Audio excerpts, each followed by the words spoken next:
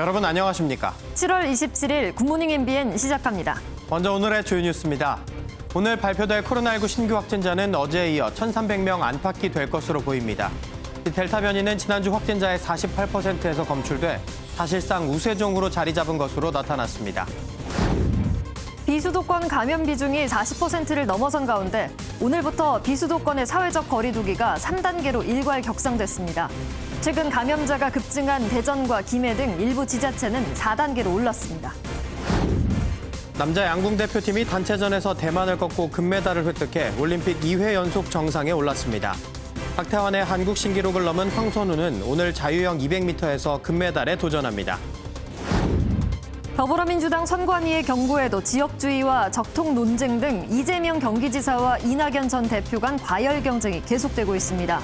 국민의힘 내부에선 윤석열 전 검찰총장의 8월 입당설이 제기된 가운데 최재형 전 감사원장은 어제 대선 예비후보 등록을 마쳤습니다. 고위공직자범죄수사처가 오늘 해직 교사 특혜 채용 의혹을 받는 조희연 서울시 교육감을 소환해 조사합니다. 공수처가 1호 사건으로 수사에 착수한 지 3개월 만이자 공수처 출범 이후 첫 공개 소환입니다. 오늘 서울의 한낮 최고 기온이 35도, 춘천은 36도, 광주와 대구는 34도까지 오르는 등 당분간 35도 안팎의 폭염이 계속될 전망입니다. 제주도와 서해안, 남해안에는 너울성 파도가 높게 일 것으로 예상돼 안전사고에 각별한 주의가 필요합니다. 어제 오후 9시까지 1,219명이 코로나19 양성 판정을 받아 오늘 발표될 신규 확진자는 어제에 이어 이틀째 1,300명 안팎이 될 것으로 보입니다. 신규 확진자가 20일 넘게 네 자릿수를 이어가는 가운데 비수도권 비중이 4차 유행 이후 처음으로 40%를 넘어섰습니다. 그 사이에 델타 변이도 빠르게 퍼져 이제 확진자 2명 중 1명은 델타 변이인 상황입니다. 유호정 기자입니다. 어제 오후 9시까지 집계된 코로나19 신규 확진자는 1,219명입니다. 어제 같은 시간보다 33명 줄었지만 지난주 월요일과 비교하면 62명 많은 수치입니다. 오늘 발표될 신규 확진자 수는 1,300명 안팎에 달할 것으로 전망됩니다. 수도권의 급증세는 둔화했지만 비수도권의 증가세는 여전합니다. 어제는 비수도권의 비중이 4차 대유행 이후 처음으로 40%를 넘었습니다. 이런 가운데 지난주 델타 변이 검출률도 48%까지 올랐습니다. 방역당국은 이미 델타 변이가 50%를 넘어 국내 유행을 주도하고 있다고 판단했습니다. 지금 최소한 과반 이상으로 어찌면 곧 전체 유행이 델타 변이라고 간주를 해도 될 상황으로 판단이 됩니다. 오늘부터 비수도권의 거리 두기가 3단계로 일괄 조정되는 가운데 확산세가 거센 대전과 김해 등 일부 지역은 4단계가 적용됩니다. MBN 뉴스 유호정입니다. 50대 백신 접종 첫날인 어제 취재기자가 가보니 이 물량이 부족해 혹시 못 맞을까 봐 미리 와 있는 사람들이 제법 있었습니다. 3분기 백신 접종 계획은 화이자와 모더나 백신이 주력인데 모더나사 백신 생산 문제로 앞으로의 공급 계획도 불안한 상황입니다. 정태진 기자입니다.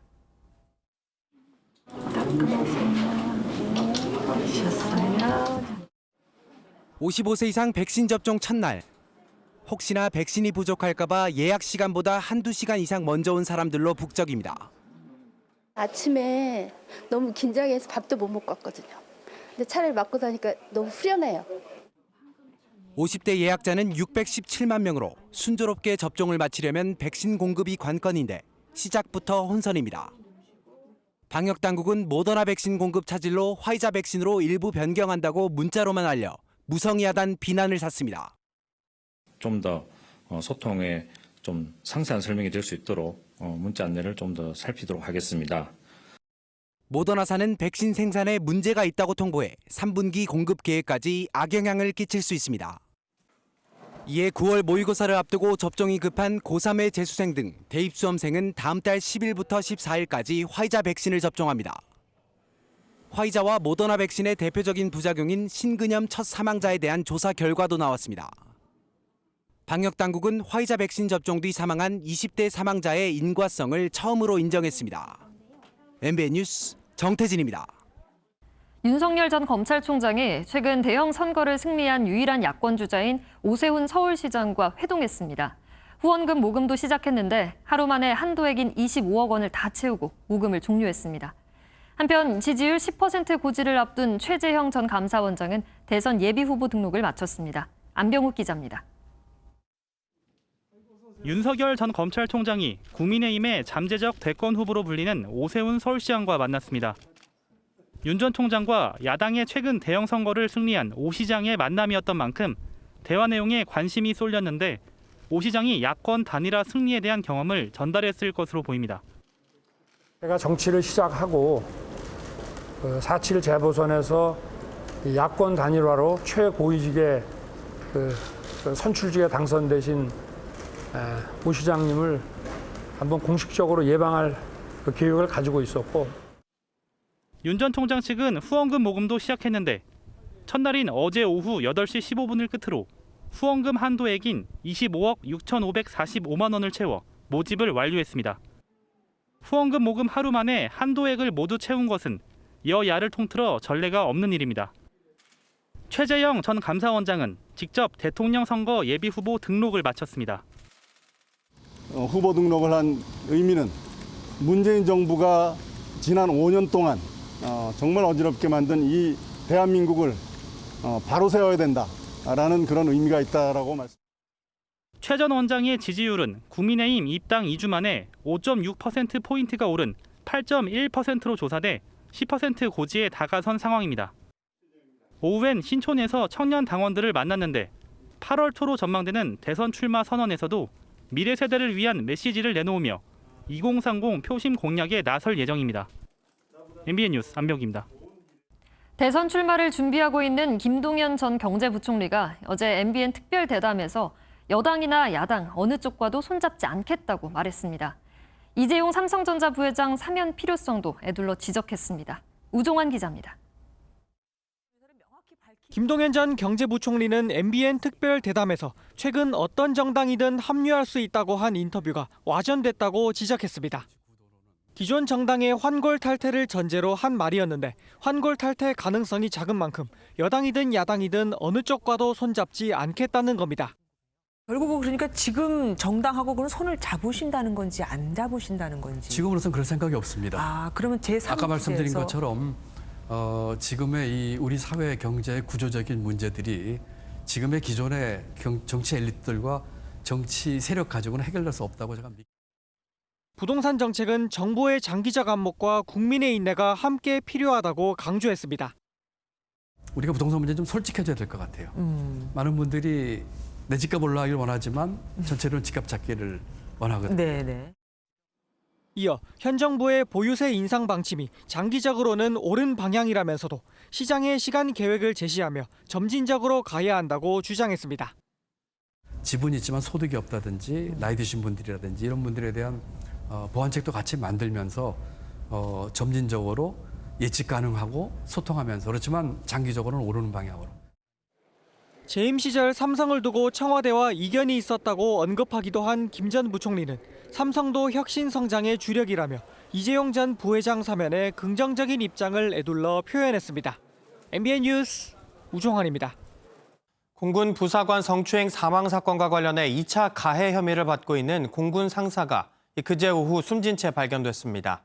국방부 미결 수용시설에서 수용자가 사망한 것은 이번이 처음이어서 관리 소홀 논란이 일고 있습니다. 배준우 기자입니다. 공군 부사관 성추행 사망 사건의 2차 가해 혐의로 다음 달 재판을 앞두고 국방부에 수감 중이던 A 상사가 숨진 채 발견됐습니다. 군 인권센터는 국방부 미결 수용실에 수감돼 있던 A 상사가 그제 오후 2시 55분쯤 의식불명으로 발견된 뒤 민간 병원으로 후송됐지만 사망했다고 밝혔습니다. A 상사는 화장실에서 발견된 것으로 전해졌는데 독방 내부 화장실은 반투명 유리로 돼 있어 안에 사람이 있는지 확인할 수 있지만 이 같은 사태를 막지 못했습니다. CCTV는 그 인권 문제 때문에 복도 쪽만 비추고 있고 주기적으로 이렇게 왔다 갔다 하는 순찰 형태를 진행한다고 하는데 그 안에서 이제 그런 일이 있어서 A 상사는 강제추행 피해를 호소하는 이모 중사에게 신고하지 못하도록 회유하고 협박한 혐의를 받고 있습니다. 국방부 미결 수용시설에서 수용자가 사망한 사례는 이번이 처음으로 수용자 관리 소홀이라는 비판이 거셉니다. 어떻게 그 군 수용 시설에서 어떻게 극단적 선택을 할 수 있도록 감시 체제가 안 돼 있었느냐? 감시 요원이 제대로 소홀히 한 거냐? 아니면 감시 사각지대가 있는 것이냐? 피해자 유족 측 변호인은 안타까움을 표하는 한편 A 상사의 사망이 수사와 재판의 차질을 빚어서는 안 된다는 입장을 밝혔습니다. MBN 뉴스 배준우입니다. 열 손가락이 없는 장애 산악인인 김홍빈 대장에 끝내 돌아오지 못하게 됐습니다. 구조 작업을 벌이다 행여 2차 사고가 날까 염려했던 김 대장의 평소 당부에 따른 것인데요. 사고 수습 대책위는 장례 등 후속 대책 논의에 들어갔습니다. 김종민 기자입니다. 현지 시각으로 지난 18일 해발 8,047m의 히말라야 브로드피크 등정에 성공하면서 장애인으론 세계 최초로 히말라야 14좌 완등 기록을 세웠던 김홍빈 대장. 제가 이번에 정상에 오르들 브로드피크 낮과 밤의 기온 차이가 많지만은 그래도 이걸 극복하고 정상에 꼭 오르겠습니다. 다음 날 새벽 산에서 내려오다 조난을 당했고 위성 전화로 한국에 구조를 요청한 뒤 연락이 끊겼습니다. 광주시와 광주 산악연맹이 대책위를 꾸려 파키스탄의 협조를 받아 헬기로 사고 현장을 수색했지만 끝내 김 대장을 찾지 못했습니다. 실종된 지 일주일. 결국 수색을 중단하고 장례를 치르기로 했습니다. 2차 사고를 우려하는 김 대장의 평소 당부를 고려한 가족의 결정입니다. 이에 따라 현지 구조대는 베이스 캠프에서 철수하고 장례를 추진하기로 했습니다. 대책위는 한국 산악연맹 주관 산악인장으로 장례를 치르고 체육 훈장 추서를 정부에 건의하기로 했습니다. 불굴의 의지로 희망을 선물해온 김 대장은 자신이 그토록 사랑했던 산에서 영면을 취하게 됐습니다. MBN 뉴스 김종민입니다. 최근 중국 허난성에 기록적인 폭우가 쏟아지면서 주민들이 큰 피해를 입었는데요. 이번에는 6호 태풍 인파가 동부 지역에 상륙하면서 사람이 날아가고 항공기와 열차 운행이 중단되는 등 피해가 속출했습니다. 정설민 기자입니다. 집채만한 파도가 방파제를 덮칩니다. 강풍에 길 가던 시민이 쓰러지고 컨테이너도 우르르 쏟아집니다. 6호 태풍 인파가 중국 동부 지역을 강타했습니다. 그제 저장성에 상륙했다 다시 바다로 이동했던 인파는 더 많은 수증기를 품고 하루 만에 다시 상하이에 상륙했습니다. 저장성 닝보시에서만 하루 500mm의 비가 내리는 등 말 그대로 물폭탄이 쏟아졌습니다. 您是什么时候安置到这儿的呀？我是前天下午。前天下午，然后到。 지금까지 165만 명이 긴급 대피했고 항공기와 열차 운행도 중단됐습니다. 华东地区呢，原来有13个机场受到影响，根据现在的评估，已经扩大到了18个机场。 63명이 숨지고 5명이 실종된 허난성 폭우 피해 복구가 미처 끝나기도 전에 또다시 태풍으로 곳곳이 물바다로 변했습니다. 태풍 인파는 계속해서 북상하다 세력이 점점 약해져 오는 30일쯤 소멸할 것으로 보입니다. MBN 뉴스 정세민입니다. 정부가 2021년 세법 개정안을 발표했습니다. 1조 5천억 원이 넘는 세수가 줄지만 이 포스트 코로나를 대비하는 차원에서 반도체 등 이 국가 전략 기술에 적극적인 세제 지원을 해나가기로 했습니다. 이병주 기자의 보도입니다. 세법 개정안의 핵심은 미래 먹거리 산업인 반도체와 배터리, 백신 등 3대 국가 전략 기술에 대한 대규모 세제 지원입니다. 기업 투자의 세액 공제 항목에 국가 전략 기술을 신설하고 R&D 비용은 10%포인트, 시설 투자는 3에서 4%포인트 추가로 공제해 주는 겁니다. 중소기업이 34개 국가 전략 기술 중 한 분야의 연구 개발을 한다면 투자 금액의 최대 50%까지 돌려받을 수 있습니다. 이번 세법 개정안으로 향후 5년간 1조 5천억 원의 세수가 줄어드는데 그 가운데 1조 1천억 원이 이 같은 지원에 해당합니다. 우리 경제의 핵심 경쟁력과 미래 성장 동력을 확충하며 아울러 우리 사회의 벌어진 격차를 완화시키는 완충 장치가 되는데 기여할 것으로 기대됩니다. 다만 공제 혜택 대부분은 대기업에 돌아갈 전망입니다. 세수 감소분 1조 5천억 원 중 대기업 감소가 8천여억 원으로 절반을 넘는데 정부는 산업 특성을 고려하면 불가피하다는 설명입니다. 국가 전략기술에 대한 세제 지원 파트를 빼는 경우에는 대기업이 161억 원이 증가하고요. 중소기업은 316억 원 세부담이 감소하게 됩니다. 정부는 다음 달까지 입법 예고와 국무회의 의결을 거쳐 이번 세법 개정안을 9월 중 국회에 제출한다는 계획입니다. MBN 뉴스 이병주입니다. 미국과 중국이 넉 달 만에 고위급 회담을 열었습니다. 미국이 인권과 대만 문제로 압박하자 중국은 미국이 반드시 바꿔야 할 대중정책 목록까지 제시하며 맞받았습니다. 이기종 기자입니다. 중국 텐진에서 열린 미중 고위급 회담. 웬디 셔먼 미 국무부 부장관과 셰펑 중국 외교부 부부장이 마주 앉았습니다. 양국은 직설적인 언사로 충돌했습니다. 根本的原因就在于美国一些人把中国当成假想敌，企图通过妖魔化中国来转移美国民众对美国国内政治、经济、社会的不满。 중국은 미국이 대중정책에서 바꿔야 할 목록까지 만들어 전달했습니다. 중국 공산당원과 유학생에 대한 비자 제한 철회, 중국 관료와 기업에 대한 제재 중단 등입니다. 중국은 특히 회담 내용을 실시간으로 전하며 미국의 양보 없이 맞서는 모습을 자국민에게 전하는 기회로 삼았습니다. 미국의 대중 압박도 계속됐습니다. 셔먼 부장관은 홍콩 민주주의 탄압, 신장의 대량 학살과 반인륜 범죄, 언론자유 축소 등의 우려를 제기했습니다. 대만 해협과 코로나19 기원 등 민감한 이슈를 모두 언급했습니다. 다만 북핵 문제와 기후위기 등의 이슈에 대해서는 양국 간 협력의 중요성을 강조했습니다.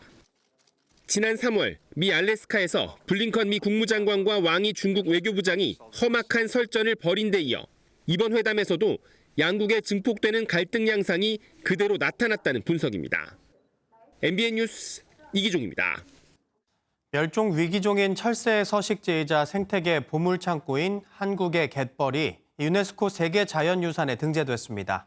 이번 쾌거로 우리나라가 보유한 세계유산은 모두 15건으로 늘었습니다.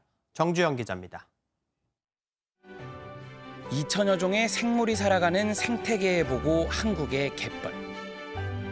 동아시아와 대양주의 철새 이동로에서 핵심 기착지로도 꼽히는 곳입니다.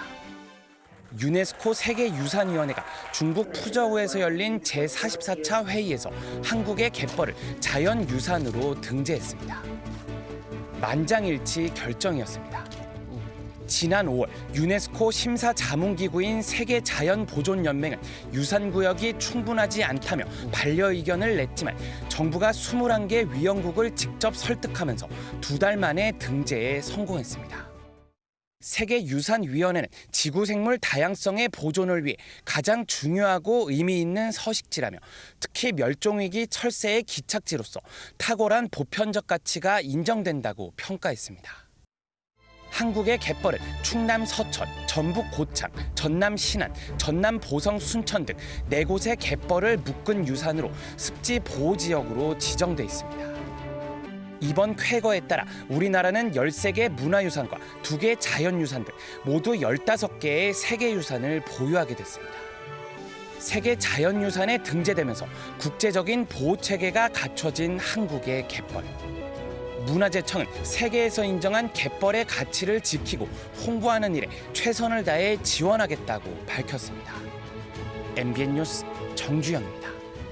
코로나의 이상기후까지 요즘 전 세계가 이 둘과 싸우느라 고군분투 중인데요.